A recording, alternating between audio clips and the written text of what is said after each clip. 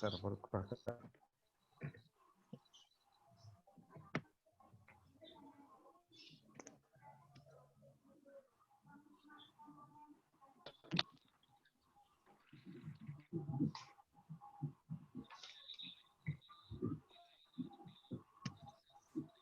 Selamat pagi. Assalamualaikum warahmatullahi wabarakatuh. Waalaikumsalam warahmatullahi wabarakatuh. Oke, kita mulai tatap muka kita yang ke TM34, manajemen strategik. Terakhir sampai mana ya kemarin ya? Ini ada tugas kalau nggak salah deh. Kalau nggak salah. Ada tugas kan?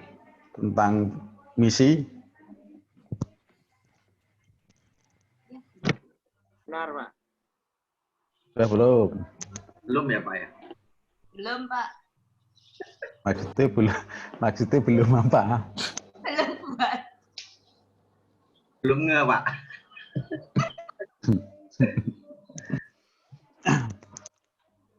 Oke, jadi itu nanti karena kita kuliahnya kuliahnya gitu ya seputar itu, misi menjadi landasan utama di manajemen strategik.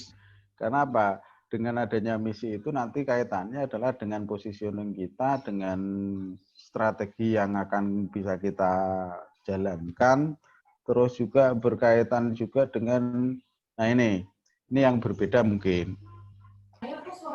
Kita agak mulai dengan gini, pendekatannya karena sudah masuk ke S2, biar agak berbeda dengan agak berbeda dengan ketika kita bahas secara umum, ketika kita misalnya diskusi secara umum, kita bicara di seminar dan seterusnya. Ini manajemen strategik itu sebenarnya bahasan umum yang nantinya harus mulai kita dekatkan pada pemilihan pada satu bidang tertentu, teori tertentu. Yang penting itu. Ini kaitannya sama juga. Ketika kita memutuskan nanti ketika nyusun penelitian pun, nah, sebenarnya kita harus punya pendekatan pada teori tertentu. Teori apa yang menjadi landasan kita. Jadi tidak hanya sekedar bahwa menggabung-gabungkan antara satu dengan yang lainnya, tetapi harus dikerucutkan dengan teori dasar yang kita pakai apa. Contoh misalnya kemarin ketika kita akan bersaing itu, salah satunya ada tentang yang dulunya sebenarnya belum jadi teori, tapi semenjak 2000 berapa kemarin, belum lama, dulunya memang orang sudah mengadopsi sebagai teori, yaitu Resource Based View, RBV. RBV itu sebenarnya ya belum menjadi teori, tetapi sudah lama sekali dianggap itu sebagai salah satu teori dasar. Tapi beberapa waktu belakangan sudah ada conference bahwa resource based itu memang teori, jadi sudah resource based teori. Teori ini berpandangan bahwa betapa pentingnya sumber daya internal khususnya. Dan ini terbukti kayaknya saat ini itu sangat-sangat penting sumber daya yang tadinya kita hampir karena muncul teori baru yaitu knowledge based theory. Sehingga orang berpikir, oh Indonesia yang kekayaan alamnya begitu luar biasa, nyata-nyatanya tidak ini, sehingga secara teori sekarang udah enggak lagi. Tetapi begitu ada pandemi ini, kayaknya balik lagi betapa pentingnya sebuah organisasi itu memiliki sumber daya. Itu yang menjadi pandangan. Terus ada juga teori tentang inisiatif misalnya. Terus bahwa setiap orang itu punya tujuan tertentu yang ini menjadi landasan pentingnya sebuah organisasi itu memiliki tujuan, punya misi yang jelas. Terus teori-teori yang lainnya itu yang menjadi landasan. Kenapa ini penting? Agar bahasan ketika kita menyusun strategi menyusun tujuan, menyusun apapun yang kita inginkan itu ada batasan-batasannya. Kalau kita pinjam dari orang metodologi, dikatakan bahwa di sanalah ada parent teori, ada middle range teori atau teori aplikasi yang menjadi batasan bahwa bahasan-bahasan kita ke depannya nanti itu tidak akan tidak akan melebar kemana-mana. Itu sebenarnya perlunya teori itu. Nah, berbagai teori yang lainnya itu nanti muncul di strategi. Ada banyak model, banyak macam tentang strategi. Nah, ujungnya kemana? Ujungnya adalah dimulai, ujungnya itu sampai pada misi kita harusnya. Dimulainya dari mana? Dimulainya dari positioning kita. Nah, untuk positioning kita, itu kita memerlukan yang namanya analisis lingkungan internal eksternal. Jadi nanti sangat penting bahwa setelah kita punya menetapkan misi, langkah berikutnya yaitu melakukan analisis lingkungan internal dan eksternal. Sebenarnya udah sering kita pakai, gampangnya adalah analisis SWOT. Nah, tetapi analisis SWOT ini seringkali kita itu kan hanya sampai kepada itu kita analisis SWOT itu seringkali berdasarkan pendapat pribadi, tentu objektivitasnya. Kita melakukan analisis SWOT, kekuatan kita ada di mana, kelemahan kita, dan seterusnya. Nah, itu pun tergantung tujuannya juga. Analisis SWOT itu tujuannya untuk apa? Berbeda-beda. Analisis SWOT yang dilakukan oleh misalnya kita yang ada di jajaran direksi, yang berkepentingan dengan penilaian dari pihak lain, dan seterusnya, atau ingin mendapatkan dana, dan seterusnya, kan itu sangat-sangat subjektif. Karena apa? Agar kelihatan bagus gimana sih, agar ini.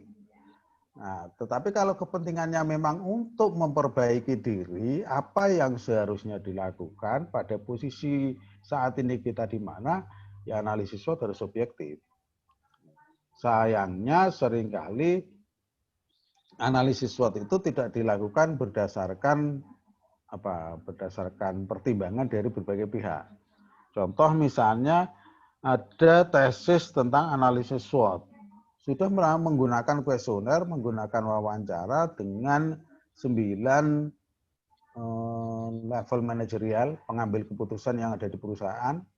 Tetapi begitu sampai pada penentuan posisi, positioning, itu pembobotan hanya dilakukan berdasarkan pendapat pribadi.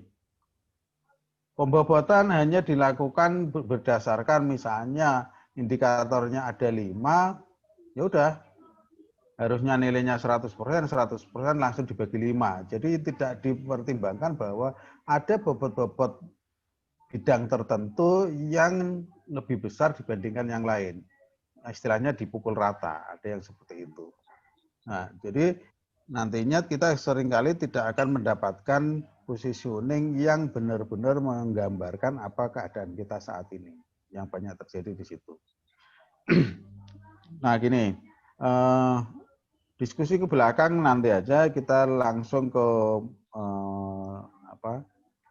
langsung kepada langkah kita di manajemen strategi. Kalau kemarin misi sudah, misi pertimbangannya banyak, unsur misi itu apa saja, ada SMART, ada spesifik, measurable, dan seterusnya, pokoknya yang ada di sana, evaluasi, re-evaluate, dan seterusnya.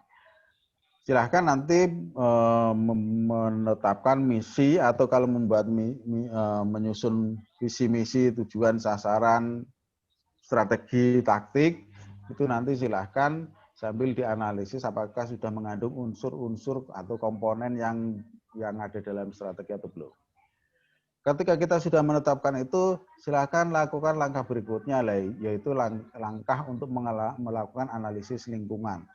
Analisis lingkungan itu, ya saya yakin kalau bapak-bapak, ibu-ibu semuanya itu sudah bisa sendiri bahwa lingkungan internal kita apa, lingkungan eksternal kita apa, itu silahkan.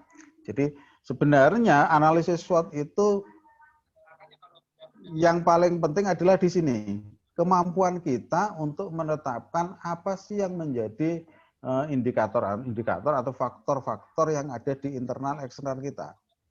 Di sini yang paling sulit, tetapi seringkali orang akan lebih banyak fokus pada bagaimana membuat diagram SWOT-nya, bagaimana menghitungnya, bagaimana diagram SWOT-nya, terus cara meletakkan angkanya bagaimana dan seterusnya. Lebih fokus di sana. Padahal yang paling penting justru ada di sini. Ketika kita melakukan analisis lingkungan internal eksternal. Lingkungan internal, lingkungan yang ada dalam perusahaan kita, yang menyangkut kita, yang bisa dikendalikan intinya.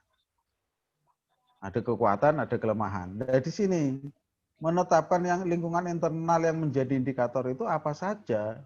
Ya pasti harus kembali lagi ke depan. Misinya apa? Ketika kita sudah menetapkan 1, 2, 3, 4, 5 sebagai faktor internal, itu pun kita harus menetapkan kembali kita atau kelemahan. Karena bisa jadi yang menurut kita adalah kekuatan, mungkin bagi rekan kita yang lain sesama pengambil keputusan di perusahaan mengalami kelemahan. Ya, ini juga tergantung dari, ya kembali lagi ke misinya, terus product life cycle, business life cycle-nya, kita ada di posisi pertumbuhan atau di kedewasaan atau bahkan sudah posisi penurunan akan berbeda-beda.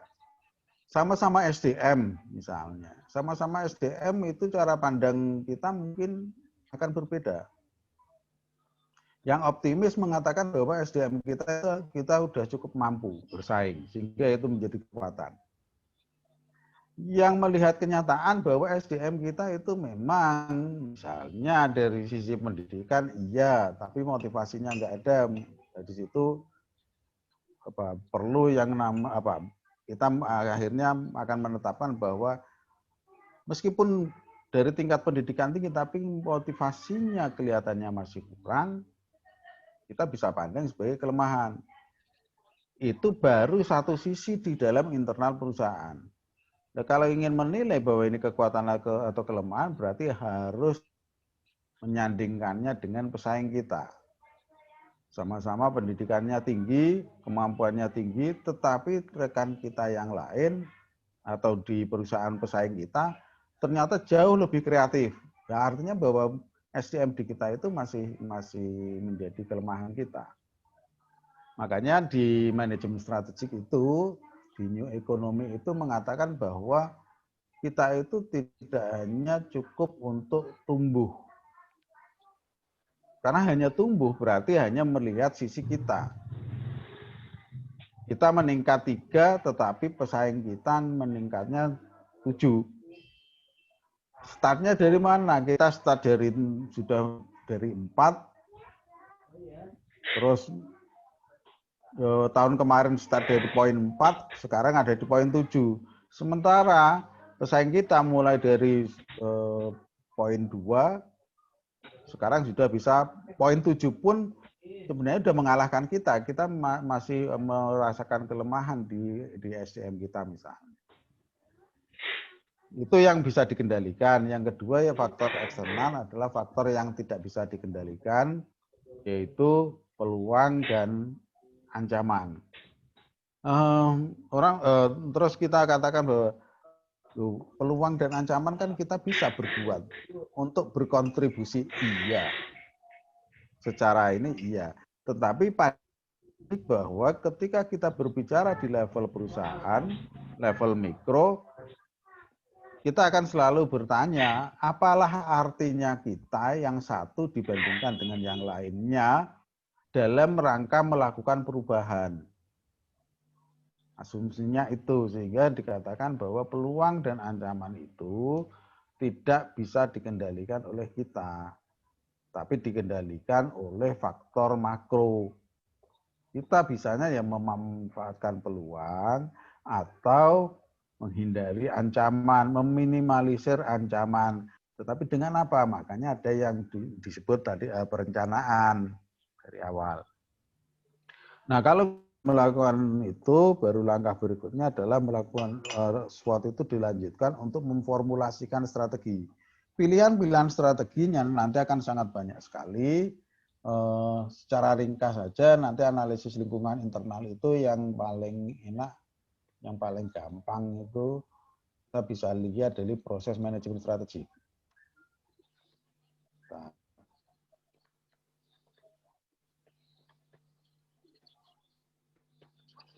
saya menyampaikan yang umum aja, istilahnya apa ya, kita sering ngomong coro buduni. Coro buduni ini di buku, kalau di buku-buku banyak sekali udahlah, bahwa langkahnya adalah evaluasi kinerja perusahaan saat ini. Kalau setelah kinerjanya udah, kinerja tahun lalu, terus dievaluasi, setelah dievaluasi, terus dianalisis tentang budaya manajemen. Terus dianalisis tentang lingkungan internal eksternal. Ya di sini posisi kita saat ini. Menetapkan apa-apa yang menjadi faktor indikator lingkungan internal, faktor yang menjadi lingkungan eksternal. Terus setelah itu ada analisis faktor strategis SWOT, yaitu melakukan pemilihan faktor strategik peluang ancaman di eksternalnya dan pemilihan faktor strategis kekuatan kelemahan di internalnya. Ini yang penting ditetapkan itu. Terus kalau kita belum punya landasan, apa saja sih yang menjadi faktor internal eksternal, itu sebenarnya tidak lepas dari ya semua fungsi manajemen sebenarnya. Kalau kita katakan bahwa lingkungan internal itu gitu, untuk masuk ke dalam faktor ini sebenarnya kita bisa melakukan pendekatan nanti lingkungan internalnya itu tentang SDM, lingkungan eksternalnya itu berkaitan dengan lingkungan internal persaingan five force porter, pendekatan five force porter. Terus kita bisa menggunakan yang keduanya faktor makronya. Kalau untuk hal ini. Nah, sehingga kita bisa memetakan paling gampang apa sih kalau sebagai panduan secara manajemen strategik, yaitu lingkungan internal itu kita bisa melakukan pendekatan dengan 7 hal yang ada di sini. Jadi untuk menentukan faktor-faktornya ada 7 hal yang ada di lingkungan internal. Itu kan sama aja.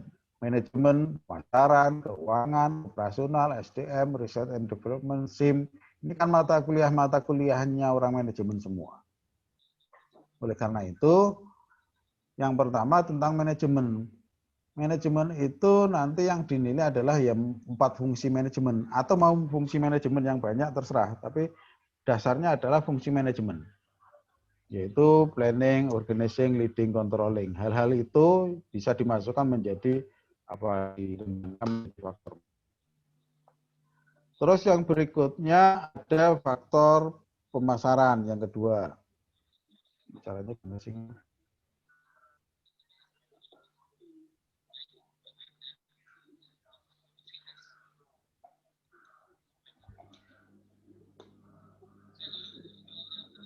Terus yang kedua ada pemasaran. Apa itu faktor pemasaran? Ya hal-hal yang berkaitan dengan penyampaian produk, pengkomunikasian produk kita kepada pihak yang lainnya, kepada konsumen kita, kepada calon-calon yang bisa kita manfaatkan. Pemasaran. Yang berikutnya ada SDM atau keuangan dulu. Keuangan misalnya. Keuangan itu berkaitan dengan kondisi yang ada di internal kita, kemampuan yang ada di perusahaan, misalnya secara likuiditasnya bagaimana, terus aktivitasnya itu bisa pendekatan dari rasio-rasio itu bisa diambil karena keuangan itu untuk membuat keputusan investasi, pendanaan dan dividen misalnya. Terus operasional itu aktivitas perusahaan yang intinya merubah input menjadi output. Ini sama juga kita bisa melihat dari pendekatan operasional, ada persediaan, ada proses, ada angkatan kerja, ada kapasitas produksi, ada kualitas. Terus sumber daya manusia itu ini sebenarnya bisa pendekatannya banyak banget ini. Tetapi pendekatan proses bisa iya, pendekatan keberadaan individu itu bisa juga. Tetapi bisa dikelompokkan menjadi 3. 1, tentang individu tersebut. Individunya mulai dari kemampuan, motivasi, partisipasi, dan seterusnya yang semuanya yang ada di teori manajemen, teori SDM. Terus yang kedua adalah secara tim. Itu makanya tetap aja ke SDM juga, karena di sana berbicara tentang budaya, tentang perilaku organisasi, tentang motivasi, dan seterusnya. Ini berkaitan dengan tim. Yang kemudian berkaitan dengan organisasi secara keseluruhan. Jadi SDM itu yang ada di dalam organisasi itu seperti apa. Tahu peran masing-masing atau enggak. Karena kadang-kadang kita enggak tahu perannya. Misalnya, ada hal-hal yang sebenarnya kepentingannya untuk kita di level manajerial, tetapi seringkali di level manajerial itu tidak tanggap bahwa seolah-olah bahwa yang berkepentingan adalah pegawainya, misalnya. Kadang-kadang itu terjadi. Misalnya ini yang mungkin sering ini oleh Pak Purwanto ini. Itu lebih tahu itu Pak Purwanto. Ya Pak ya. Misalnya kita akan menilai tentang, kita ingin tahu kita melakukan training, ini trainingnya Pak Purwanto. Melakukan training tentang bagaimana sih pegawai kita, tipe-tipe pegawai kita itu yang seperti apa. Itu kadang-kadang level manajerial itu tidak menyadari bahwa training itu tidak sekedar penting buat pegawainya, tetapi justru di situ yang punya kepentingan adalah pimpinannya. Karena apa? Karena dengan diketahuinya bagaimana perilaku, bagaimana pegawai, itu sebenarnya kan harusnya dikumpulkan oleh level manajerial. Oh, saya tahu berarti pegawai kita nanti polanya tipenya seperti ini, sehingga pegawai itu harus bisa melakukan tindakan dengan pegawai yang seperti ini, berarti kita mau harus ngapain. Tapi kadang-kadang kan enggak, data dari pegawai itu pokoknya pegawai yang harus tahu. Tidak dikumpulkan, ya dikumpulkan hanya sekedar dikumpulkan, tetapi tidak ada tindak lanjutnya bahwa apa yang harus dilakukan. Itu misalnya. Terus yang berikutnya kalau tadi tentang SDM ya. Terus tentang research and development. Ini ada enggak keseriusan perusahaan, misalnya kita bisa melihat dari kalau kita mau menelurkan faktor internal sebagai kekuatan atau kelemahan. Bagaimana pengembangan produk baru, komitmen untuk mengembangkan produk baru, memperbaiki produk-produk yang sudah ada. Ada tidaknya bagian research development misalnya, itu menjadi kekuatan atau kelemahan kita misalnya. Ada bagian riset, tetapi sampai saat ini masih merupakan kelemahan kita karena dan seterusnya misalnya. Terus yang berikutnya tentang sistem informasi manajemen. Sistem informasi ini bagaimana data-data bisa diperoleh oleh level manajerial secara gampang dalam rangka membantu pengambilan keputusan. Bisa enggak? Paling gampang adalah pendekatannya 7 pendekatan ini. Mana tadi? 7 pendekatan dari sisi internalnya kita bisa ngambil dari fungsi di manajemen.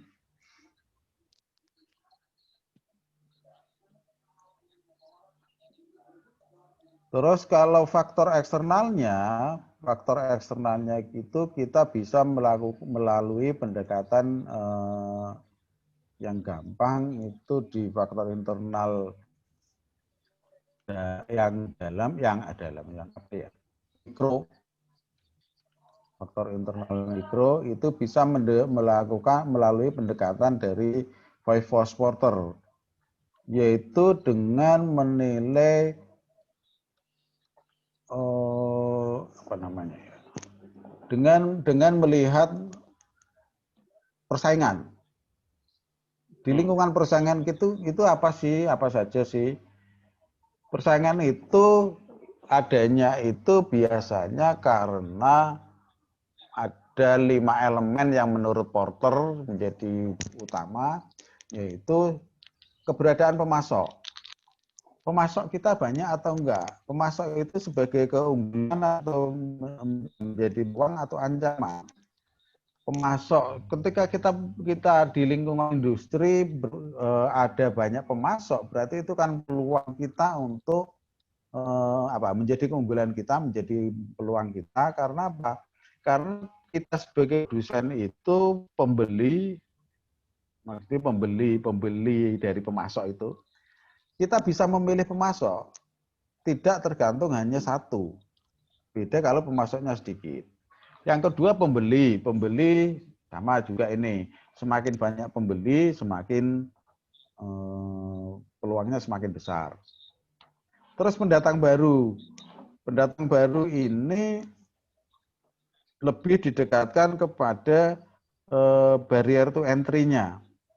Gampang nggak masuk di industri kita? Misalnya saya ada di industri, misalnya di industri pendidikan lah. Pendidikan industri nggak boleh nanti di industri sosial. Misalnya saya punya pabrik roti. Kira-kira kalau misalnya ada calon pengusaha lain masuk ke bidang itu, gampang nggak masuknya? Hambatannya ada atau enggak? Nah ini juga berkaitan dengan pasar. Ketika kita dulu di manajerial kan ada masa persaingan sempurna, monopoli, monopsoni, oligopoli, dan seterusnya. Ini berkaitan dengan sana. Nah, ini pun nanti berkaitan dengan apa? Kalau kita dekatkan ke teori itu ada teori tentang contestable market dan seterusnya. Ini berkaitannya dengan sana. Nah, terus kalau pendatang barunya itu gampang masuk, maka itu menjadi ancaman bagi kita karena akan semakin banyak saing. Terus produk substitusi sama juga.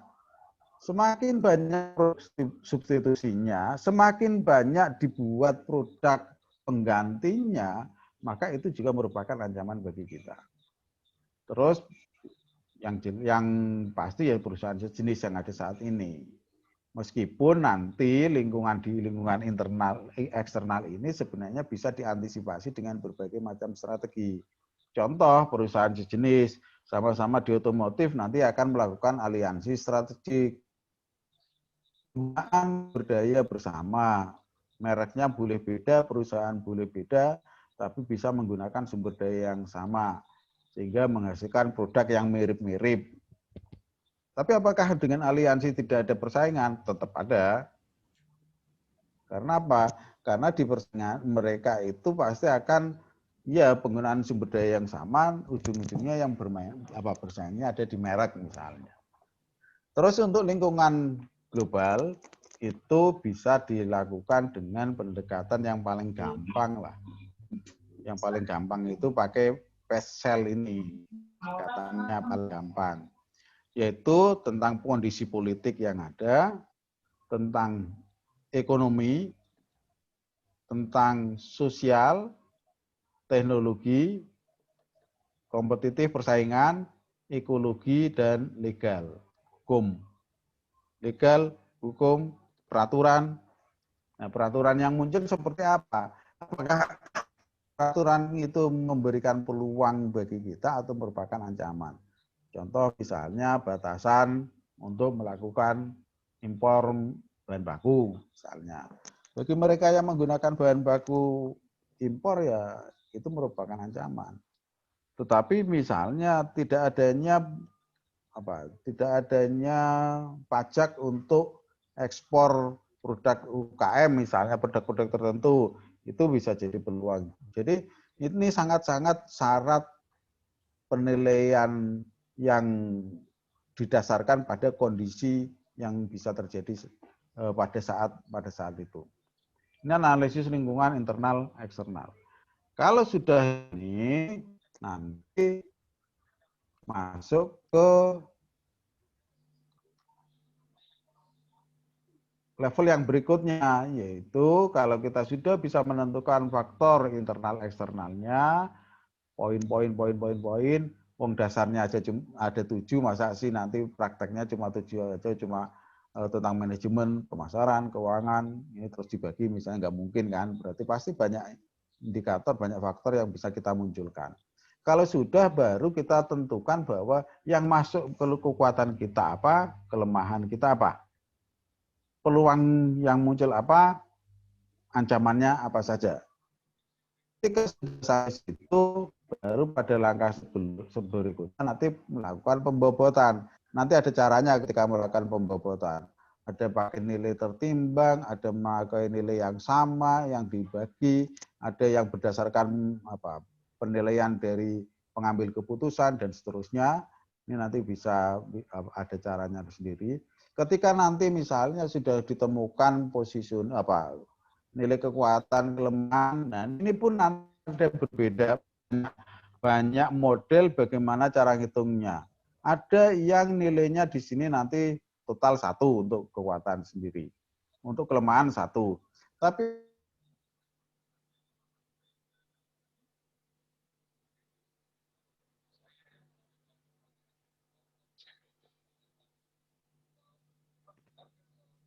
Suaranya hilang ya Pak Heru?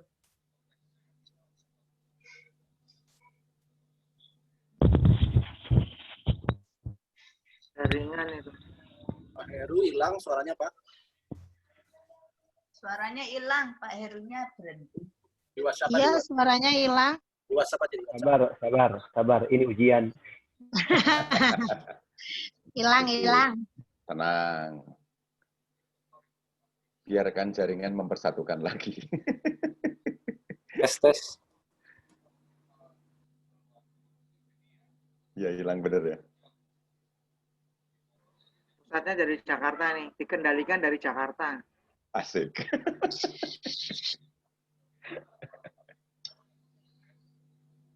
Ini break ini, ngopi dulu nih, ngopi. Ngopi. Ngodok.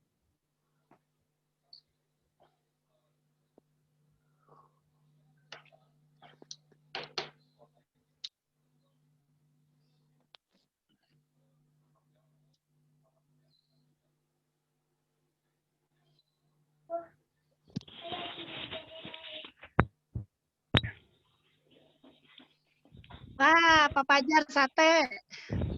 Asik.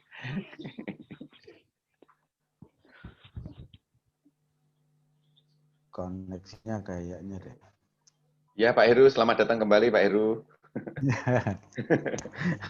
Ada sabotase. Iya. Ketelan cloud, Pak. Mana tadi? Pokoknya nanti intinya gini. Intinya nanti bahwa ada berbagai macam model penilaian. Bahkan Ya. kalau nanti kita nanti kita mau masuk ke beberapa situs, nanti bahkan softwarenya udah ada, kita nggak usah nganut, cuma kita milih mau pendekatan yang mana. Karena dengan adanya faktor internal eksternal itu nanti akan bisa muncul matriks SWOT, ada grand strategi, ada matriks JE, ada matriks macam-macam. Sebenarnya bisa nanti pendekatan kita mau yang mana, keperluannya sampai kemana. Terus ada yang ini nantinya kekuatan dikurangi kelemahan, nanti ketemu nilai internalnya misalnya. Ada juga yang dijumlahkan. ada juga dijumlahkan. Terus ada yang nanti penggambarannya, misalnya ini, coba, bisa enggak ya? Ada misalnya, ada yang penggambarannya itu titik tengahnya 0. Ada. Tetapi ada yang tidak mulai dari 0. Misalnya dimulai dari, kalau skalanya 1 sampai 4, berarti kita cari nilai tengahnya, 4 tambah 1 bagi 2, 5 bagi 2, 2,5. Ada yang nilainya nanti 2,5. Jadi tergantung pendekatan awal kita mau dijumlahkan atau dikurangi, nanti akan menentukan kita ada di mana di sini. Aku mau pakai skalanya nanti berapa? Dari titik perpotongan itu titik origin atau enggak. Nah, nanti ketika kita sudah sampai kepada perpotongan strength opportunity, itu nanti akan muncul yang namanya positioning kita. Kita ada di mana sih? Di pertumbuhan, di kuadran 1, stability, survival, diversification, ada di posisi mana? Misalnya kita punya kekuatan yang banyak dan peluangnya juga besar, maka kita ada di posisi pertumbuhan. Nah, ketika kita sudah sampai pada posisi pertumbuhan pun nanti dengan melihat analisis lingkungan internal eksternal secara kualitatif, kita akan bisa menentukan lebih lanjut strategi yang tepat apa. Karena strategi banyak, pertumbuhan itu banyak, tidak cuma satu. Jadi ada berbagai macam hal yang bisa dilakukan untuk itu. Nanti ketika kita sudah sampai kepada pemilihan strategi. Intinya adalah bahwa ada pendekatan yang seperti itu. Terus ada juga gini, mungkin yang sering berkecimpung dengan yang ada di kita lah, budaya kita. Kita itu kan yang paling susah itu kalau mencari atau mengemukakan kelemahan kita. Atau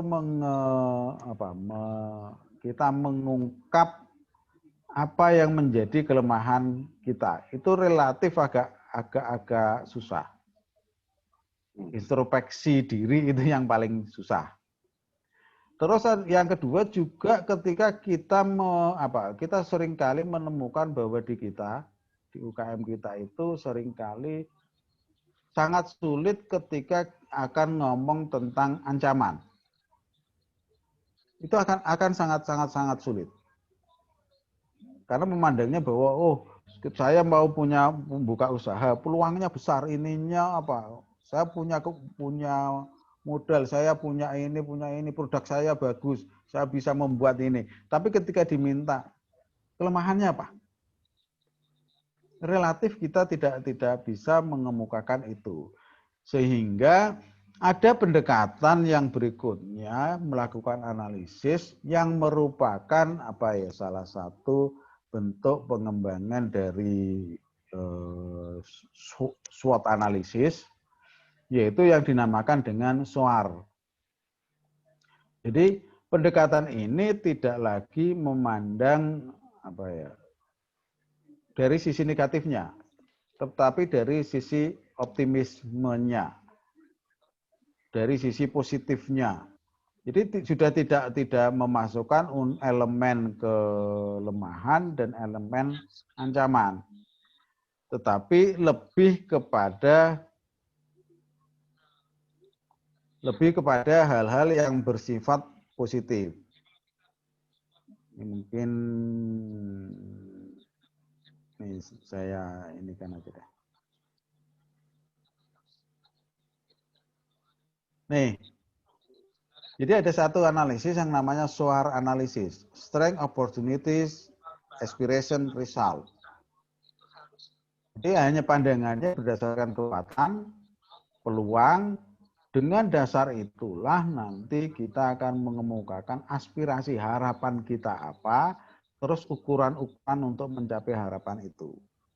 Meskipun ini pengembangan ini cuma memang dari sisi optimisme, dari sisi semangat ini, dari motivasi ini sangat luar biasa. Karena selalu berpandangan optimis. Cuma memang kelemahannya adalah kadang-kadang kalau kita terlalu optimis, tidak memperhatikan apa yang menjadi kelemahan itu, kadang-kadang redundant biasanya. Jadi itu yang terjadi. Jadi sampai di sini dulu, mungkin ada yang mau didiskusikan.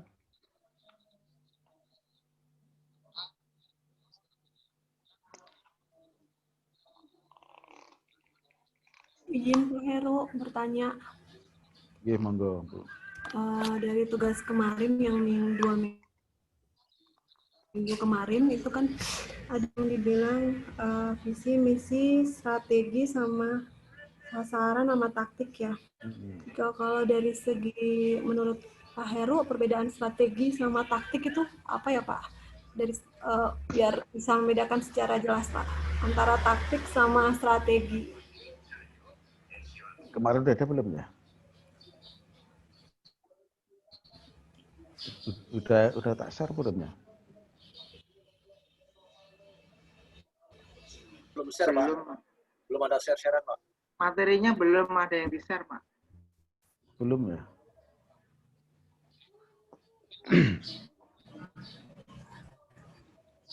Nah,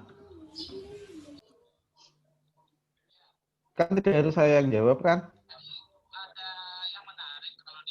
Ayo silahkan yang mau menjawab. Kalau boleh share Pak Heru, Pak Iya, monggo silakan. Purwanto. Iya. Saya biasanya di corporate atau di komunitas sekarang ini menerjemahkannya agak beda, tapi mungkin ini mirip-mirip. Mau nanti pencerahan Pak Heru juga. Jadi kami biasanya membantu klien itu menetapkan visi, misi, strategi, lalu ada action plan, ya, lalu ada action. Nah, mungkin nih kalau saya coba analogikan ke sana, bisa jadi kalau sasaran kan kita bicara mengenai target nih. Kalau strategi itu adalah upaya-upaya atau ide-ide yang sifatnya bisa jangka pendek, jangka menengah, jangka panjang, yang harus diterjemahkan masing-masing itu ke dalam taktik atau teknik, atau kalau dalam bahasa kami biasanya action plan. Mohon ini Pak Heru pencerahannya, apakah memang seperti itu? Sepertinya ke sana, sepertinya. Jadi taktik lebih ke teknis, mungkin per divisi atau per departemen bisa saja berbeda-beda nih taktiknya. Tetapi semuanya mengerucut ke dalam strategi perusahaan yang bisa saja jangka panjang, jangka menengah, atau jangka pendek. Ngaten Pak Heru. Oke, yang lainnya? Monggo pendapat lainnya. Saya Pak Heru. Iya, monggo. Ya kalau saya lebih memspesifikkan taktik sih, hampir sama sih dengan Pak Pur. Jadi kalau taktik itu kan cara-cara yang spesifik yang dilakukan oleh masing-masing. Kalau Pak Pur tadi kan menggambarkan perusahaan ya, jadi divisi. Jadi taktik itu adalah cara-cara yang spesifik, detail yang dilakukan oleh masing-masing divisi untuk melakukan strategi perusahaan. Nah, kalau strategi adalah pendekatan secara umum yang dilakukan oleh suatu organisasi untuk mencapai tujuan. Jadi, kalau strategi adalah pendekatan secara umum, kemudian cara menerapkannya adalah dengan cara menggunakan taktik yang tentunya spesifik dari divisi ke divisi berbeda. Gitu, Pak. Oke. Yang lainnya? Punya pendapat yang lain? Kalimat yang berbeda mungkin.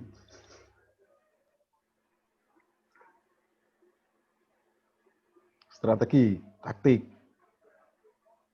Mungkin Pak Heru, untuk monggo.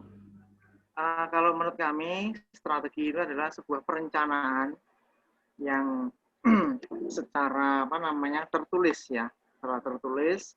Kemudian nanti dikonkretkan dalam bentuk langkah-langkah yang lebih sederhana atau lebih detail atau spesifik, itu melalui taktik-taktik itu.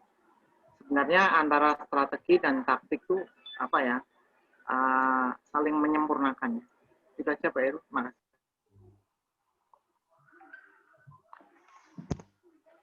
Berikutnya, yang lainnya mungkin. Ya, halo Pak, saya Semadi Pak. Monggo. Oke, Pak. Ya, saya kira dari Pak Purwanto. Pak Halo. Bagus sama semua ya. Mungkin Halo, gini, Pak. mungkin lebih detailnya strategi itu biasanya tercapture dalam suatu desain atau mungkin proposal.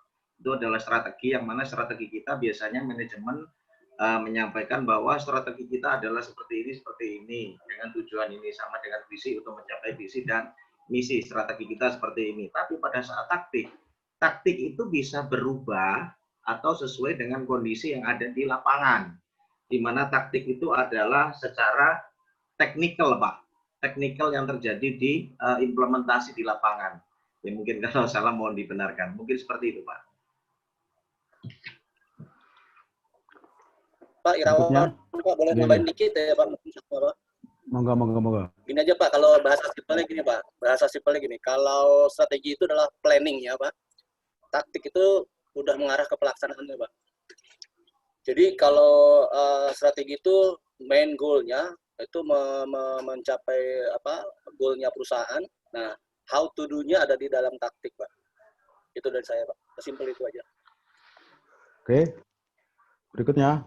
Maaf Pak Heru, ya dari penjelasan teman-teman tadi, itu kan berarti strategi itu lebih luas dibanding dengan taktik. Jadi taktik itu dari penyempitan dari strategi. Kalau dari penjelasan tadi berarti taktik itu sebenarnya nggak usah disebut, berarti yang ada itu cuma visi, misi, sasaran, strategi. Jadi taktik itu udah termasuk dalamnya strategi gitu. Mungkin Pak gitu ya. Atau gimana mohon arahan? Semakin sempit apa semakin rinci? Iya, lebih terinci dari strategi itu, Pak. Oke, berikutnya.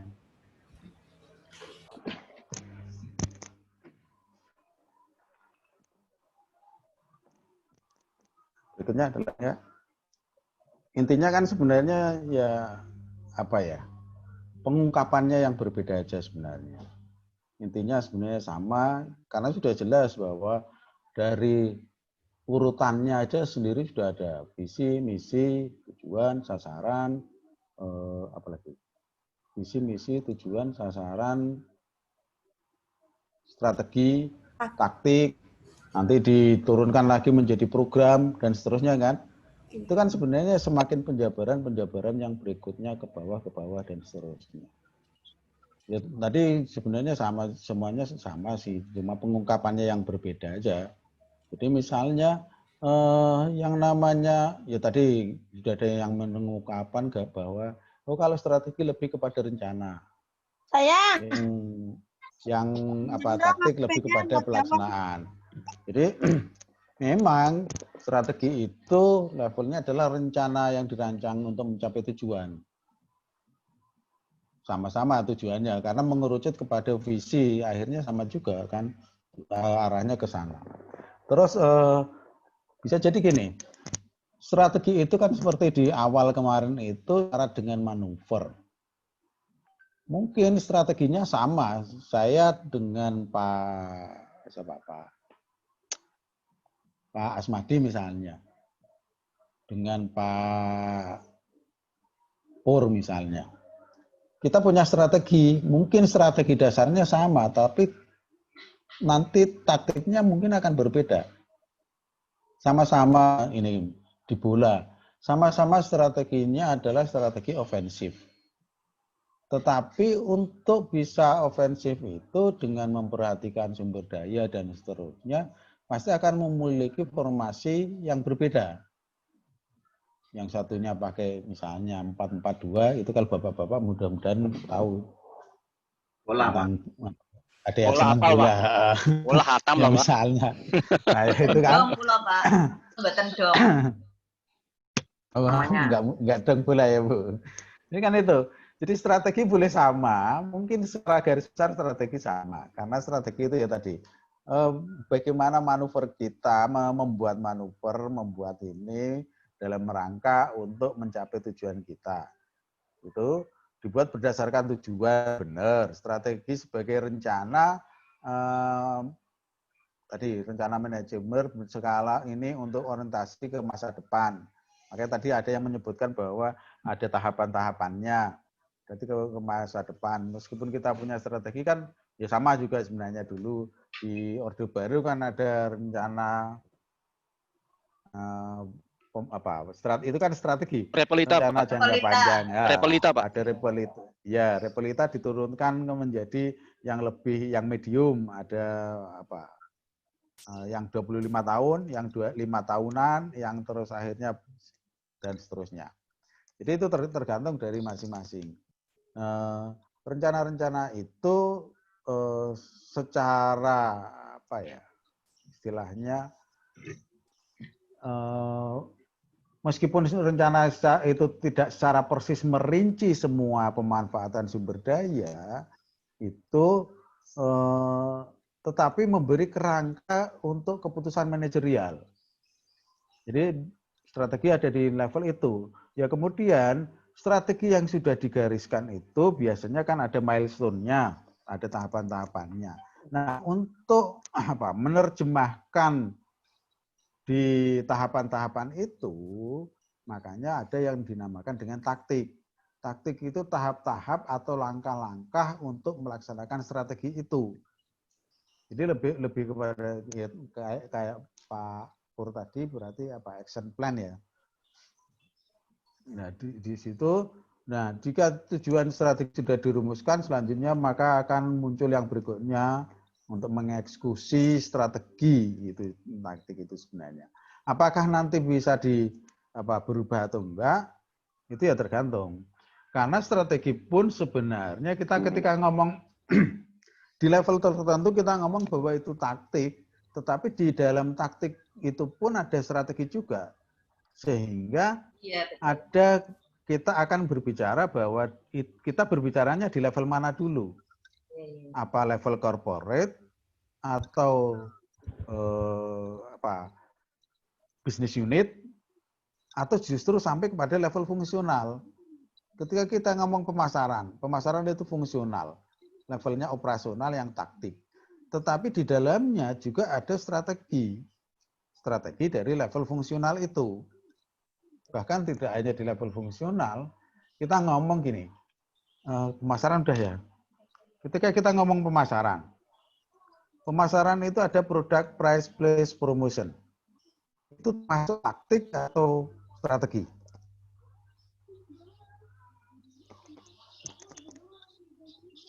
Di pemasaran ada produk, ada bauran pemasaran namanya produk, price, place, promotion. Itu levelnya taktik atau strategi? Strategi. Taktik ya. Strategi. Kalau saya strategi, Pak. Oh iya, strategi. Mungkin kalau kita ngomong ini langsung aja nggak apa?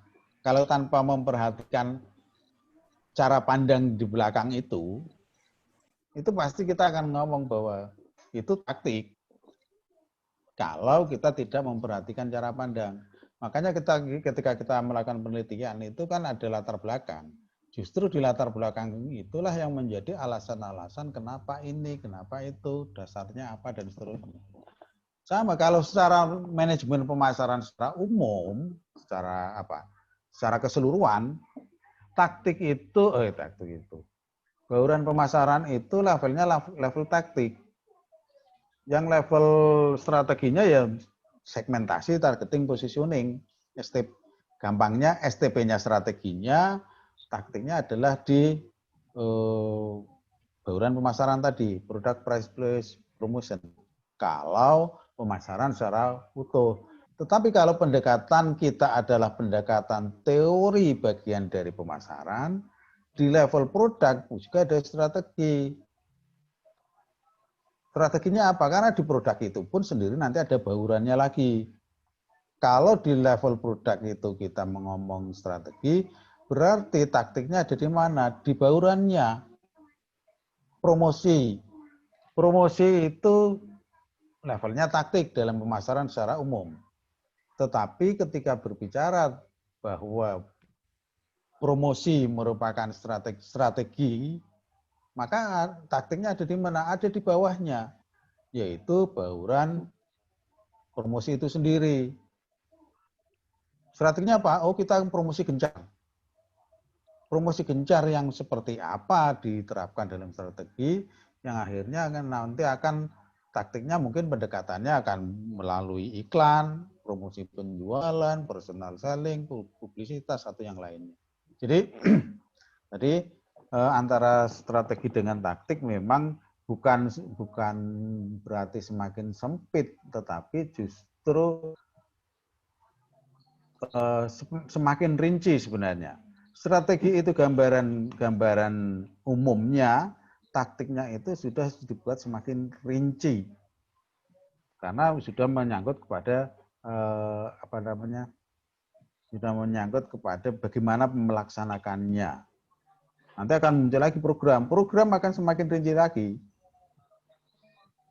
Jadi bukan berarti semakin tidak perlu diungkap, justru itu perlu diungkap sebagai panduan apa yang akan kita lakukan. Dengan strategi itu ya memang ya ginilah, taruhlah kita selalu bilang bahwa kadang-kadang kan ngomongnya gini, berarti visi nggak perlu dong kalau tujuannya udah. Itu menjadi satu rangkaian. Sebenarnya dimaksudkan untuk apa sih? Sebenarnya dimaksudkan gini. Yang penting saya punya tujuan. Saya nggak perlu visi,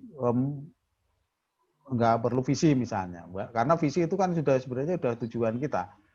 Tetapi kenapa visi disebutkan seringkali perlu disebutkan di perusahaan, di organisasi?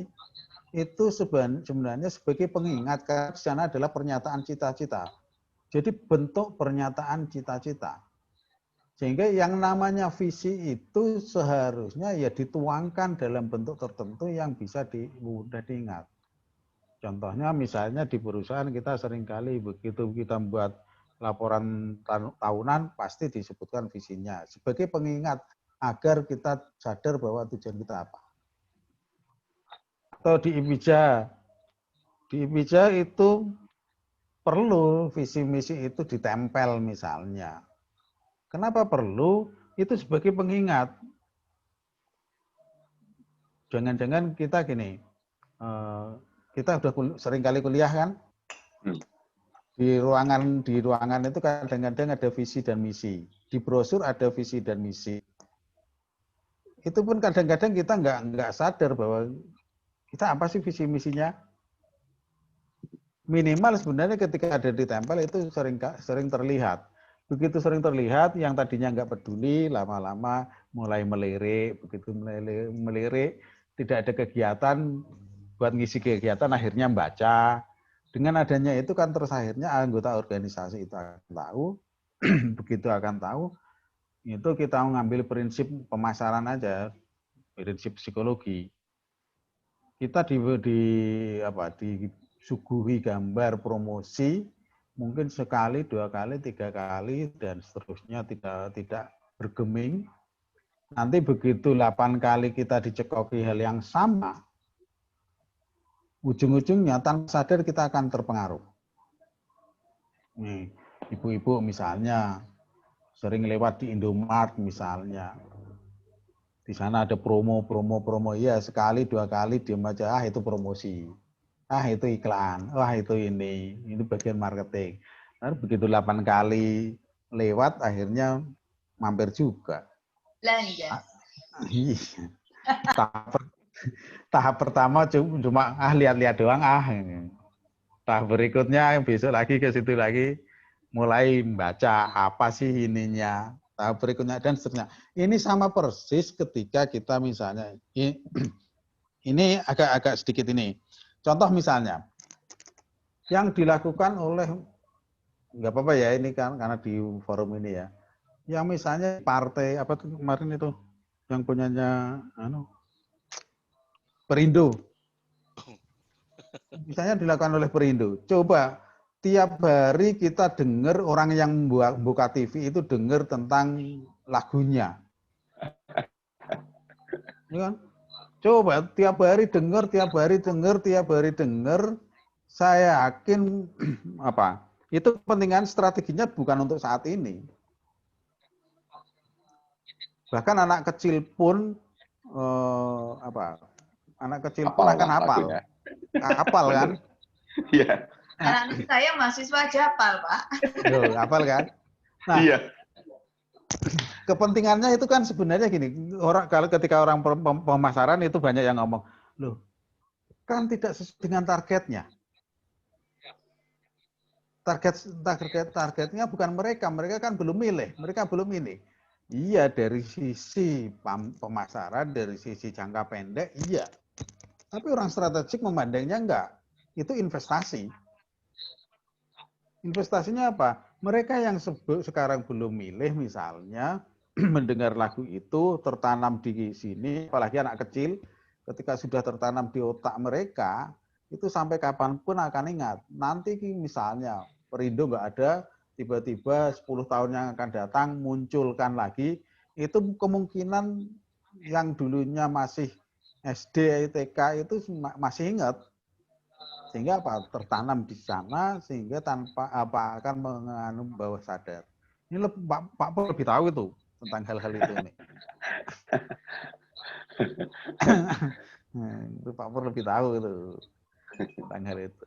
Jadi itu taktik itu penerjemahan lebih lanjut secara rinci dari strategi. Bedanya di situ. Perlu diungkap nggak? Perlu, tetap perlu. Karena sebagai panduan. Makanya ketika strategi itu nanti yang ambil konsentrasinya strategik akan ngomong, saya hanya berbicara secara umum berdasarkan data-data dari fungsional. Oh, SDM harusnya gini. Di SDM itu perlu pembenahan. Ketika ditanya, pembenahannya yang seperti apa? Tugas dari manajer SDM, tugas dari yang konsentrasinya SDM untuk merinci lebih lanjut. Sehingga di tahapan konseptual tentang keterampilan kan ada bahwa keterampilan humanity itu sama semuanya, tetapi kemampuan operasional dengan yang non operasional itu akan berbeda dengan antara di top manager dengan yang manager. Pasti akan berbeda. Sehingga sah-sah saja ketika misalnya manajer puncak kita itu bukan dari bidang ilmu yang sama. Tetapi minimal dia tahu alurnya. Nah, kalau misalnya sampai kita yang ada di level puncak kok sampai tahu detail, sedetail-detailnya ngurusin sampai situ, nanti orang lain akan bilang, memang bosmu nggak punya anak buah, semuanya ditangani sendiri, merepotkan sendiri. Itu sih kan sebenarnya tinggal pilihan kita. Itu sampai ke level apa tadi tentang strategi. Kalau mau kita lihat secara garis besar, kalau secara teori ya, bukan secara garis besar. Secara teori ini mana sih kemarin?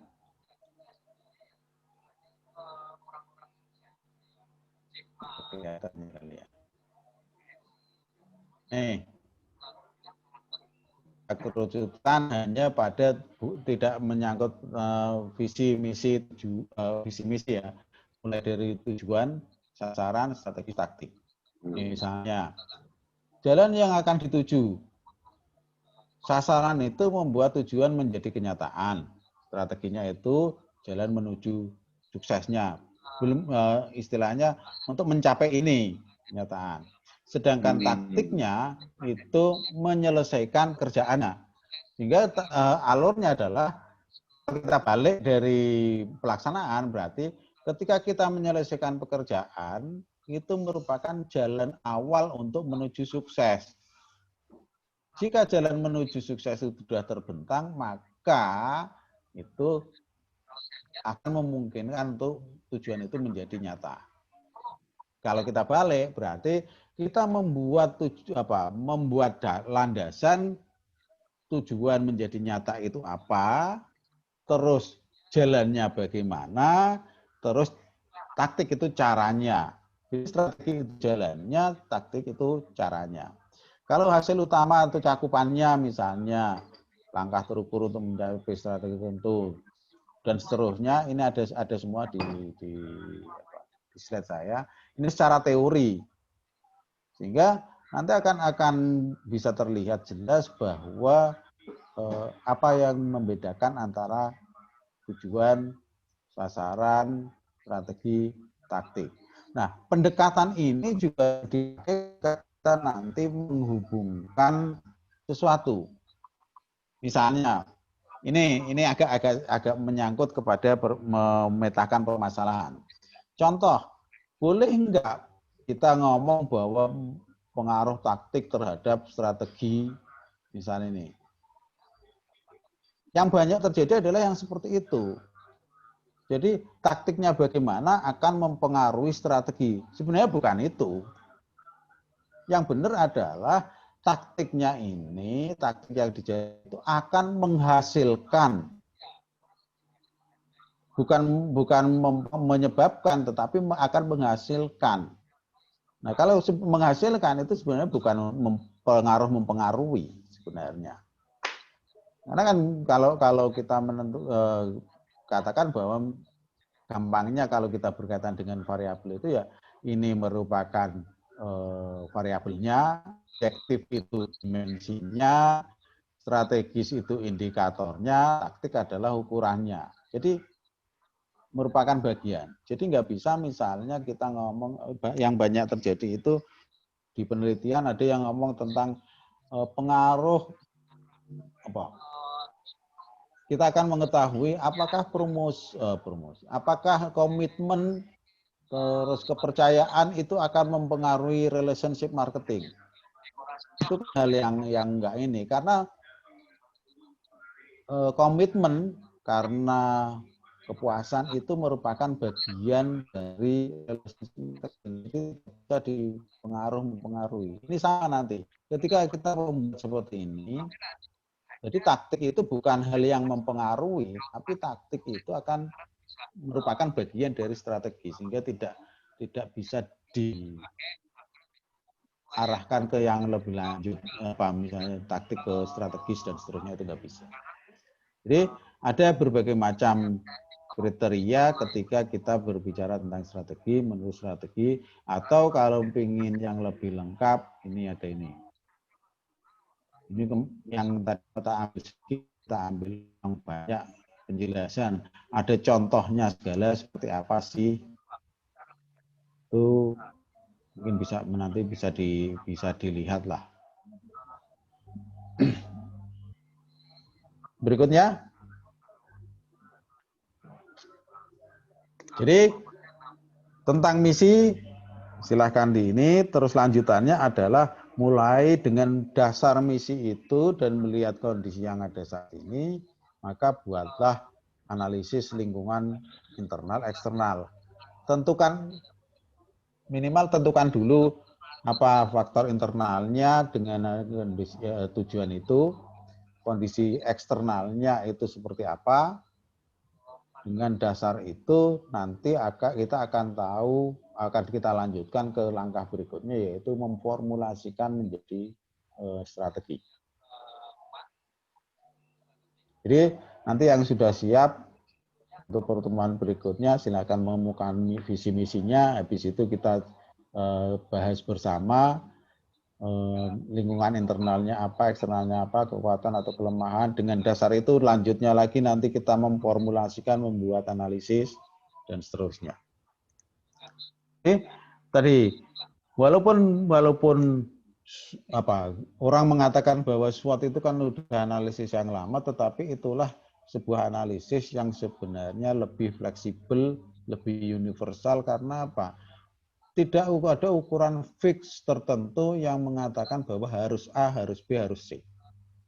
Kalau misalnya kita pakai Malcolm Baldrige misalnya. Di Malcolm Baldrige itu sebenarnya sudah ada yang namanya, kepemimpinan poinnya 70%, ini budaya sekian persen, ini sekian persen, sudah ada nilai fix-nya.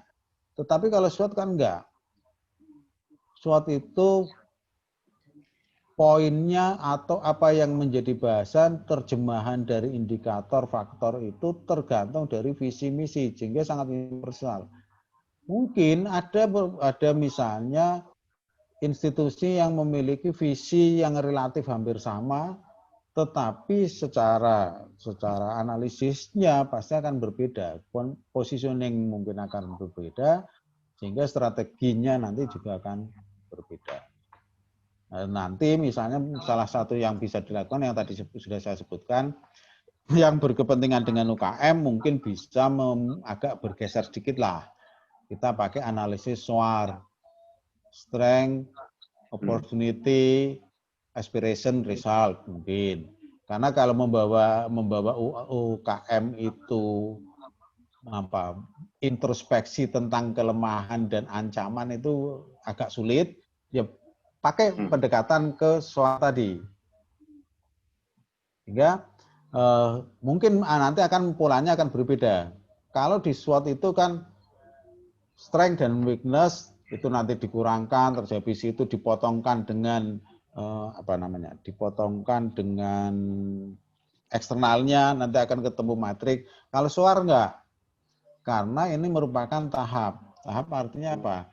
Kita memandang internal kita dari sisi positif. Oh, kita punya ini. Kan banyak kan ketika coba di wawancara-wawancara atau kita sendiri terjun ke lapangan. Ketika UKM itu ditanya pasti ngomongnya, oh kita punya ini, produk kita ini, kita bagus ini, selalu ngomong gitu. Terus habis itu mungkin apa hambatannya? Itu rata-rata nggak bisa ngomong hambatan yang di ini apa. Tetapi pasarnya ada nggak? Oh peluangnya besar karena di sana gitu kan. Jadi selalu positif, optimis. Tapi itu kan sebenarnya hal yang, wah ini yang disenangi oleh Pak Pur ini. Baru mau tanya tadi Pak. Yang disenangi Pak Pur karena yang positif itu. Ya benar, ada benernya. Ada benernya. Nah, kedepannya nanti yang di tahap berikutnya, di matrik yang berikutnya bukan lagi tentang ancamannya, tetapi kalau dari kekuatan kita ini, nah nanti diminta mereka untuk aspirasi, harapan mereka apa? Dengan yang kamu miliki, dengan yang Anda miliki, yang tadi disebutkan banyak itu, harapan Anda itu apa? Oh, saya ingin. Nah, kalau sudah saya ingin, itu yang namanya aspiration. Nah, dengan aspiration itu, dengan melihat kondisi peluangnya, nanti ya udah, ketika aspirasinya seperti itu, coba buatlah ukuran-ukuran agar itu bisa dicapai. Itulah yang namanya result. Sehingga tahapan 4 itu tercapai, mereka akan punya landasan, tidak hanya sekedar pokoknya. Gitu. Itu salah satu analisis yang bisa bisa dipakai sebagai alternatif. Meskipun mungkin belum banyak diungkap itu, ya karena sebenarnya suara itu muncul karena ada kritisisasi terhadap yang terjadi di lapangan. Ternyata SWOT yang begitu sudah luar biasanya, begitu mapan pun ternyata tidak mampu masuk ke seluruh segmen yang ada untuk bisa melakukan analisis dalam rangka penyampaian strategi. Mungkin itu. Lagi? Pak boleh menyampaikan sesuatu Pak? Oke, monggo Pak. Oke, saya sependapat sama Pak Heru, yang namanya SWOT itu kan sudah begitu settle ya Pak ya, dan aplikasinya itu udah multi industri, multi area gitu ya, sehingga betul Pak, terutama di dalam situasi yang sangat turbulence ini Pak, 8 bulan terakhir ini, kalau kita tetap menerapkan itu Pak, SWOT ya, itu khususnya untuk pelaku-pelaku UMKM ya, itu rasa-rasanya menjadi secara mental semakin terpuruk Pak, karena kalau bicara mengenai kelemahan, ancaman itu menjadi sangat banyak, jauh lebih banyak, biasanya kemudian justru menutupi kekuatan dan kesempatan yang mereka hadapi atau mereka bisa ambil ya Pak ya. Jadi ini pas banget Pak, karena 2-3 minggu yang lalu kami masih diminta untuk menggunakan pendekatan-pendekatan SWOT itu untuk menggerakkan, memberdayakan UMKM khususnya dan koperasi. Tapi dengan adanya ini, apalagi ini hari ini nih, saya Islam mendengar betul-betul mendengar dengan dari sumber pakarnya ini Pak Dokter kan, jadi saya selalu ini loh Pak, iya loh Pak, betul, saya selalu ini kalau ada sesuatu yang baru itu saya selalu melihat ini legitimasinya seperti apa ya gini ya. Kalau memang ini common sense Pak, karena ini masuk akal ya. Terus saya dengar dari Pak Heru itu membuat confidence level kami itu menjadi naik untuk menerapkan ini kepada teman-teman Pak, sehingga kawan-kawan itu udah punya opportunity, udah melihat opportunity, kemudian sudah punya kekuatan ya, kemudian digali harapan dan aspirasinya, lalu dibuatkan tolak ukurnya. Nah ini kayaknya lebih membuat mereka bergairah Pak.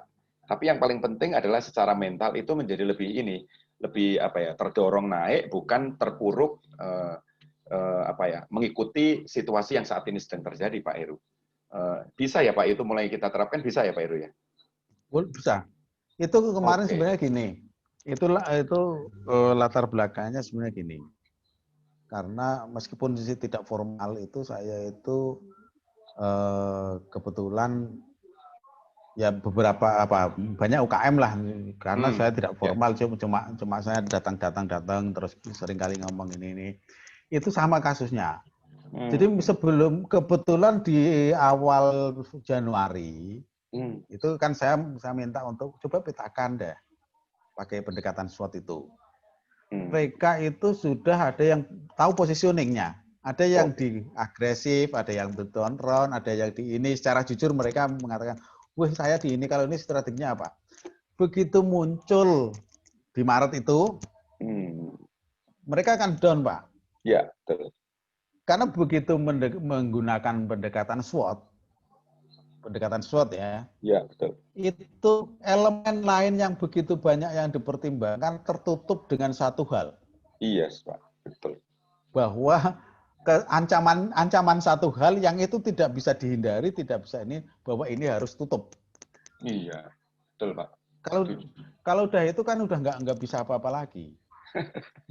Makanya terus aku bilangnya cuma gini, ya udah kita recharge, kita start dari awal, petakan peluang-peluangnya, jangan perhatikan ancamannya, jangan perhatikan kelemahannya dulu, tapi start dari awal, tapi pendekatannya jangan itu. Saya punya satu pendekatan baru, yaitu ini kekuatannya apa, ya tadi saya sebutkan SWAR itu. Terus akhirnya muncul sesuatu lagi. Nah, tapi selama ini kan berlangsung belum tentu juga. Terus saya mau ngapain ini? Nah, nanti ada satu pendekatan lagi yang sebenarnya sudah lama dipakai. Kita bisa menggunakan yang namanya BMC, bisnis model canvas. Oh, BMC ya. Jadi pakai BMC nanti akan menemukan bahwa ini kemarin kasusnya yang ada di misalnya di salon itu benar-benar langsung tutup. Lah saya harus gimana? Ya BMC, value proposition-nya apa? Yang masih dibutuhkan mereka apa? Yang dengan apa? Nanti dengan pendekatan itu akhirnya muncul, oh saya bisa di tahap-tahap awal dulu yang tadinya nggak ngapa-ngapain, toh orang meskipun misalnya saya nggak bisa datang untuk potong rambut, tidak bisa ketemu, tapi kan tetap perlu alat yang bisa sederhana, bisa merapikan rambut misalnya. Akhirnya muncul pakai database mereka, terus juga yang masih dibutuhkan apa? Oh alat-alat, berarti jual alat. Orang butuh perawatan, kalau nggak ke salon berarti butuh produknya. Akhirnya ya udah, berarti geser ke jual produk. Ketika sudah mulai kemarin penerapan normal baru misalnya, ya udah normal baru masih bisa nggak orang datang ke kita? Nggak bisa. Ketika nggak bisa kan masih bisa kita melayani, tetapi tidak harus ini. Oh geser ke tempat mereka. Jadi sebenarnya BMC itu salah satu untuk jangka pendek itu sebenarnya BMC lebih enak. Tapi untuk memotivasi itu, SOAR itu dimaksudkan untuk itu tadi benar secara optimis. Yes. Cuma memang Bapak perlu dampingi juga. Ya, betul.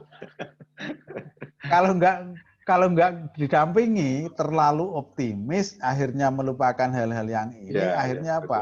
Ya itu kadang-kadang ya itulah. Iya, Pak. Itu salah satu pendekatan. Di samping ada pendekatan lain yang banyak. Nanti di strategi banyak sebenarnya. Cuma mungkin yang selama ini kita pelajari itu kan gini. Strategi banyak, strateginya macam-macam, tetapi ketika mengungkapkannya itu kita selalu secara teoritis. Sehingga orang di lapangan yang sudah menerapkan itu tidak sadar bahwa sudah menerapkan strategi tersebut. Oh. Atau yang berikutnya kadang-kadang ya gini aja lah, pola komunikasi kita. Mungkin kalau di kita ini kan ngomong secara teoritis gitu masih enak lah. Tapi kalau kepada khalayak misalnya, ini misalnya contohnya ketika kita dengerin yang ada di televisi, ada penjelasan-penjelasan itu, iya kalau yang pendidikannya tinggi paham tentang ini itu. Tetapi ketika itu di televisi yang mendengarkan adalah khalayak umum, itu bahasa apa? Pola komunikasi yang nggak tepat kan kadang-kadang. Hanya sekedar itu sebenarnya kadang-kadang. Itu bahasa apa? Ada yang ini orang maksud dasar yang apa? Pengertian dasar yang dimaksud apa belum tahu, akhirnya berdebat. Ya, perdebatan itu kan terjadi karena apa? Mungkin yang maksud dasar definisinya belum clear menurut si A si B belum clear sudah berdebat. Ya udah. Pasti tidak akan ada titik temu. Sehingga perlu kesepakatan dulu. Yang dimaksud ini apa? Sama juga kita kuliah. Yang dimaksud tepat waktu itu yang seperti apa? Cara pandangnya beda-beda. Yang satu ngomong bahwa tepat waktu itu ya jam 9 sampai jam 12. Itu namanya tepat waktu. Yang kedua ngomong tepat waktu itu jika ada kesepakatan. Itu tepat waktu, pemanfaatan waktu.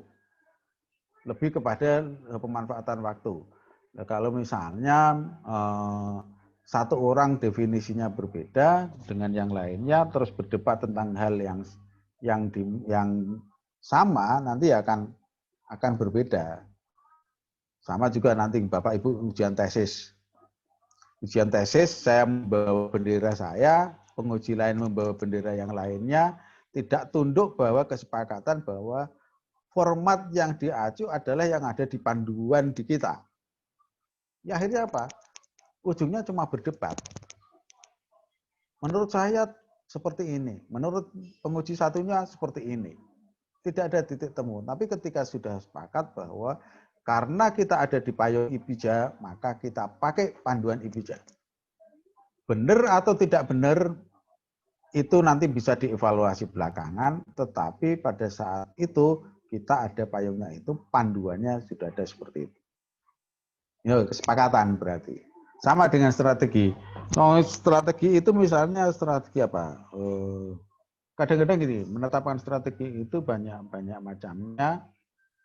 Itu pun masih ada contohnya kita tidak masih ada tentang ini penetapan strategi. Yang namanya strategi kan pengennya selalu berusaha untuk daya saing kan, bisa mendominasi yang namanya ini. Tujuan akhirnya kan itu.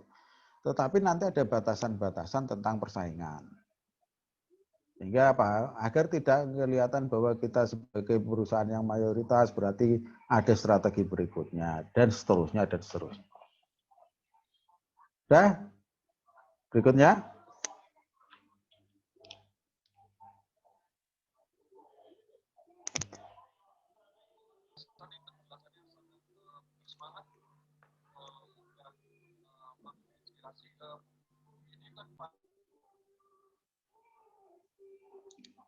Halo, ada suara? Ada suara, tidak ada ininya? Saya cukup Pak, saya.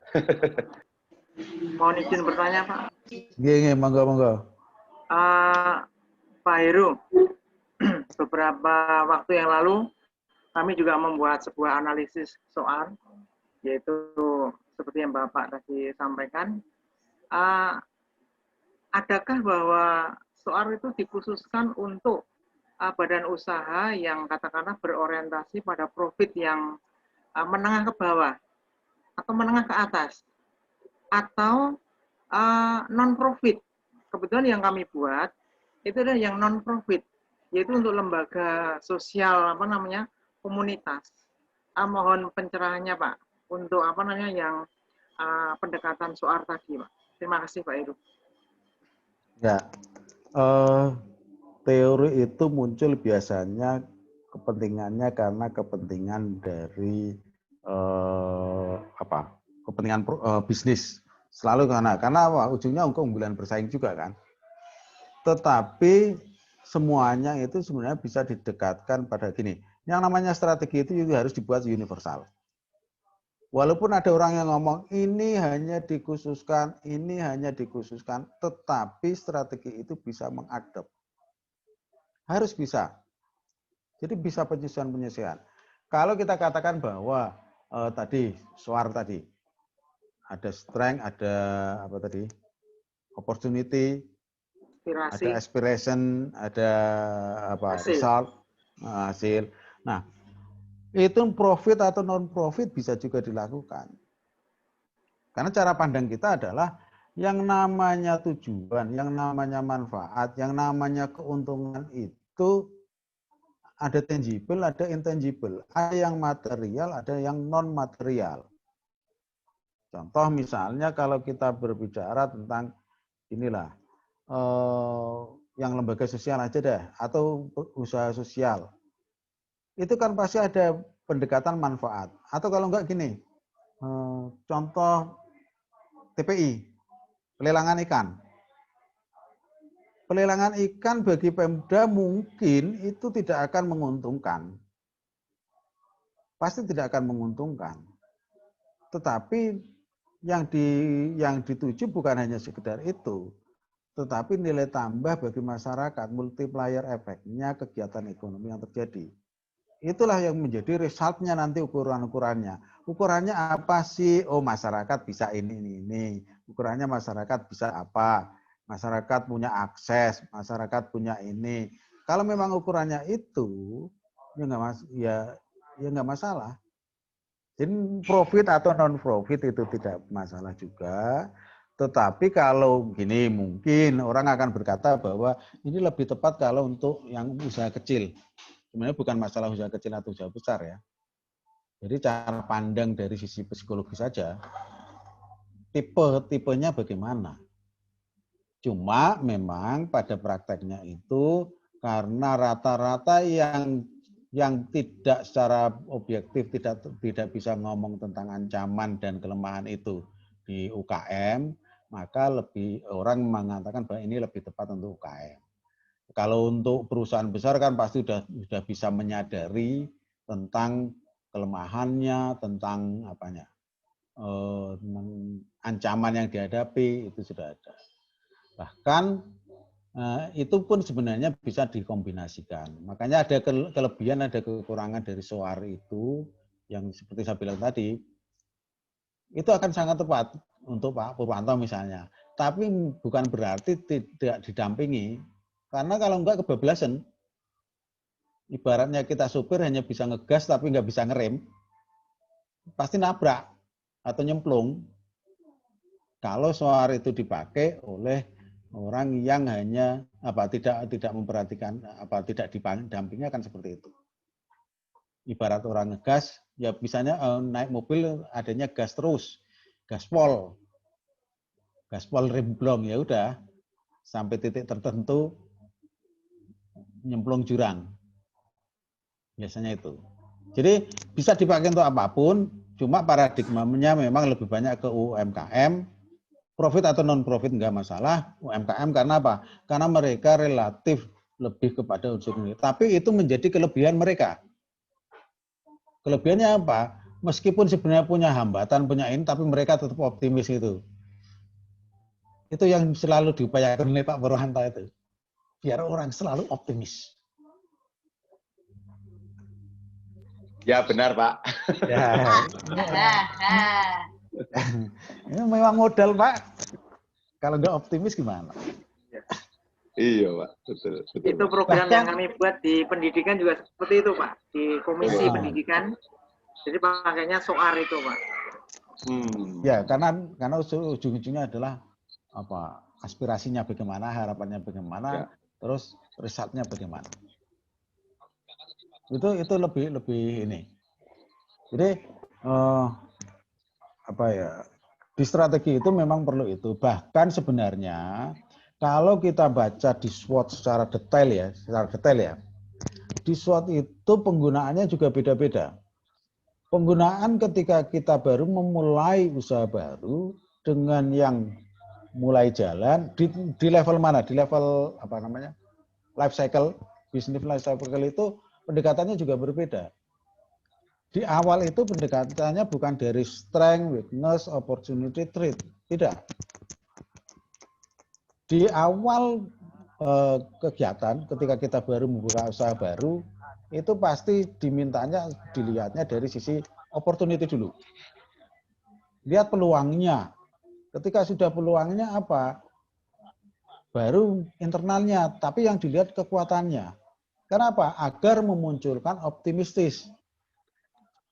Di langkah berikutnya baru meskipun biar kita tidak terlalu optimis, sehingga kita masih perlu, ini prinsip orang studi kelayakan, agar kita sadar bahwa segala sesuatu itu perlu diuji dulu sebelum dijalankan, maka tahap berikutnya baru yang sisi negatifnya. Tetapi porsinya jangan terlalu besar. Ketika porsinya terlalu besar, kita akhirnya takut dengan ancaman, takut dengan kelemahan kita, nggak jadi. Makanya selalu ketika di tahap awal life cycle, itu selalu dikatakan, mulailah dari opportunity, terus ke strength, habis itu ke threat, baru ke weakness. Ada optimisme yang besar, tetapi kita juga pasti ada kendala, sehingga perlu dianalisis lagi, dilakukan studi kelayakan, apakah ini layak untuk dijalankan. Kalau belum sudah pakai melihat dari sisi ancamannya dulu, ya udah nggak bakalan jadi. Jadi sama-sama SWOT pada tahapan yang berbeda, pendekatannya juga akan berbeda. Ya Pak Suhar, bukan. Ya, dari sini sampai sini. Berikutnya.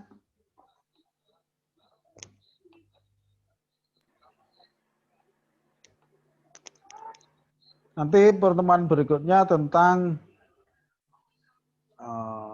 jangan lupa tugasnya lah.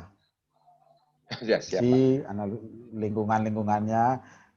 Kalau bisa pertemuan berikutnya ada yang bisa menyampaikan tentang SWOT. Ada nggak yang mau menyampaikan? Atau kalau enggak sudah punya, saya punya visi misinya secara umum seperti ini, lingkungannya adalah udah ketemunya adalah lingkungan internal eksternal ini, terus dengan lingkungan ini positioning saya ada di sini, ketika ada positioning yang ada di sini, strateginya mau seperti apa? Pak Heru, mohon izin bertanya, itu yang kita buat analisa untuk organisasi lain atau unit kerja kita? Mohon penegasannya Pak. Terserah Bapak yang paling enak yang mana. Asik. Jadi pokoknya yang paling enak. Nah kalau misalnya gini, di tempat kita ada apa? Di tempat saya sudah ada analisis SWOT. Bukan SWOT ya. Terserah mau pendekatan apa juga boleh. Kalau nggak mau pakai SWOT, pakai SOAR juga boleh. Jadi yang paling gampang itu misalnya, saya lebih familiar dengan ini, udah saya ngambil ini, itu juga boleh. Mau menganalisis punya orang lain juga boleh. Atau di tempat kita sudah ada, itunya versinya perusahaan. Saya mau analisis pakai versi saya, itu juga boleh. Jadi terserah Bapak, tidak ada batasan. Bahkan mau buka apa misalnya, mau rencana baru itu mengeluarkan visi misi itu juga boleh juga. Terserah, pokoknya bebas saja. Yang penting di akhir nanti ada ininya lah. Karena sebenarnya kan di level kita ini sudah bukan lagi, nantinya bukan lagi nyusun itu kan. Tapi setidaknya ada naskah akademiknya, orang kerennya ngomongnya gitu. Jadi dipaksa untuk apa ya? Ada bukti naskah akademiknya bahwa kita menyusun itu. Mungkin ini diperlukan juga karena apa? Kita kan sebagian besar kebanyakan itu sudah levelnya level konsep. Punya pemikiran ini, tinggal ngomong ke anak buah kita, tolong dong, saya punya pemikiran ini, terjemahkan, tulis, nanti saya yang ngoreksi. Benar, Pak. Iya, udah levelnya itu. Sehingga ya ini terpaksa akhirnya bikin. Iya, betul. Itu yang kesulitan ketika kita ada di S1. Di S1 itu kesulitannya membawa mereka untuk, sehingga mau tidak mau harus disesuaikan. Misalnya di S1 itu ya udahlah, di S1 kamu maparkan. Maparnya ada dasarnya, maparkan ada dasarnya. Ya, kalau S2 diminta untuk seperti itu ya udah bukan waktunya lagi. Justru di S2 itu, cuma sayangnya di tesis nanti sama juga. Padahal kan di tesis itu isinya sebenarnya apa yang menjadi pikiran kita tuangkan dalam bentuk kalimat kita. Kalimat kita itu, oh ada pendukungnya, bukan berarti ngutip. Nah, di tesis-tesis kita masih banyak isinya ngutip. Itu S1 aja lah. S2 udah enggak di situ. Oke, berikutnya.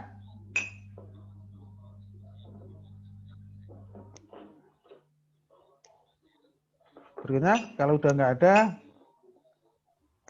Materinya berarti bebas ya Pak ya, mengenai pemasaran, SDM, dan lain-lain.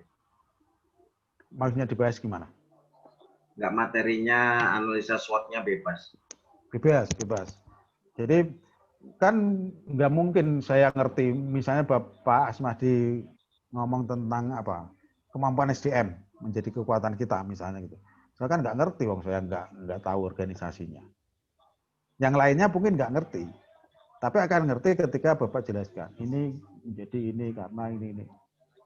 Tuh, jadi bebas. Mungkin bisa juga ada, bisa juga enggak. Jadi ada atau tidaknya faktor indikator itu tergantung masing-masing. Sehingga kita kan sangat bebas. Tidak ada yang salah selama argumennya logis, itu yang penting. Bahkan logika itu kadang-kadang ngalahin teori loh. Logika itu kadang-kadang ngalahin teori. Ada teori yang mengatakan ini, tetapi ini tidak bisa diterapkan pada konteks yang seperti ini. Itu kita berhak untuk mengeliminir. Jadi nanti sebenarnya logika itu, ya walaupun sebenarnya sama-sama teori dengan logika itu harusnya selevel, tapi di tahap tertentu logika itu ngalahin teori. Karena teori bisa benar saat ini, tapi beberapa tahun ke depan mungkin bisa salah. Oke, sampai sini? Materinya bisa di-share Pak Heru? Oke, nanti tak share materinya. Terima kasih Pak. Secara umum aja ya. Iya Pak. Mudah-mudahan saya nanti di pertemuan ini udah baru pertemuan kedua deh. Nanti pertemuan terakhir jangan lupa nanti ini Pak saya minta tolong Pak Purwanto aja ya. Mana Pak? Boleh Pak? Yang pertemuan terakhir. Oh. Yang pertemuan terakhir yang tentang manajemen perubahan. Kan hanya bicara tentang Ya, habit, bicara tentang hukum ICIS itu bidangnya Pak Purwanto. Nanti pertemuan terakhir Pak Purwanto aja yang menyampaikan. Oke, gitu aja. Hadir Pak di e-learning, mohon diaktifkan Pak. Bukan Ini tugas belum. saya. Bukan tugas Ya. saya. Karena ini semuanya Pak, semuanya kan nggak bisa masuk ya. Mungkin kalau itu aktif kan materi-materi bisa kita download di sana Pak. Terima kasih Pak Heru. Ya, saya cuma bisa menyampaikan aja. Ini ternyata belum bisa ya, saya paling ngomong gitu doang. Kalau untuk yang Nanti materinya dijemput aja Pak, materinya dijemput di kampus Pak. Nanti Bapak kapan ada di kampus? Nanti Ya, kita karena takutnya nanti saya ngomong yang ini harusnya gini-gini, nanti saya dikira terlalu banyak. Ini. Makanya saya mulai membatasi diri untuk ngomong sedikit sesuai dengan konteksnya aja. Ini ternyata belum ini. Silahkan terjemahkan sendiri bahwa di balik itu kan berarti ada permintaan. Mbok ya gitu kan. Ya nanti materi Ya, tak iya, share betul. tak share di apa namanya? Di grup Grup, aja Pak. lah. baik Oke. Pak. Terima kasih Pak. Oke. Matur nuwun Pak Heru. Oke, kasih, demikian Pak. pertemuan kali ini. Mudah-mudahan meskipun cuma sedikit ada manfaatnya buat kita semua. Kita lanjutkan untuk Amin, Pak. Sangat, Pak. 2 minggu yang akan datang. Terima kasih atas kehadirannya. Mohon maaf kalau banyak kekurangan. Saya akhiri sampai di sini. Assalamualaikum warahmatullahi wabarakatuh. Waalaikumsalam. Waalaikumsalam warahmatullahi wabarakatuh. Terima kasih banyak. Terima kasih Pak Heru.